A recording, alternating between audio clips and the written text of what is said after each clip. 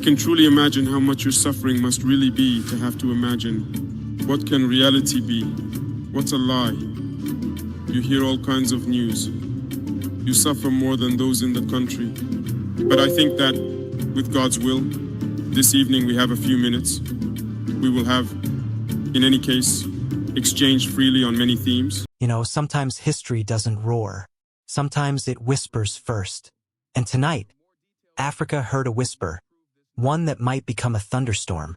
Burkina Faso just passed a law that feels like a quiet earthquake.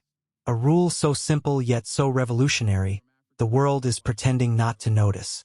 If your company earns big from Burkina Faso, you build here. You stay here.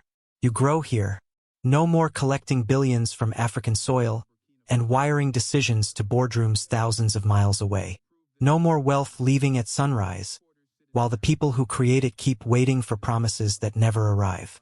For decades, Africa was treated like a gold mine, not a home. Mines in the soil, offices in Europe.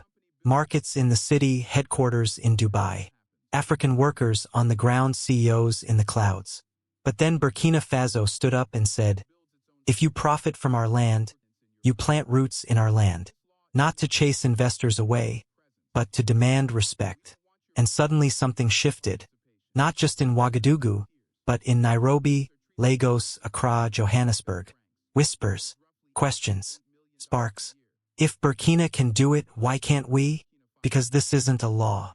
It's a statement, a challenge, a mirror held up to an entire continent. For the first time in a long time, Africa isn't asking permission. It's setting terms, not with anger, but with clarity. Not with fists, but with foundations. And the world, oh, it's nervous. Because when African wealth stops traveling, power stops traveling too. This isn't just buildings and offices. This is sovereignty, economic pride, a future where Africa doesn't export its decisions along with its minerals. We are watching the rebirth of ownership. And every brick laid in Burkina Faso is a message to the world. Africa is not a pit stop. Africa is home.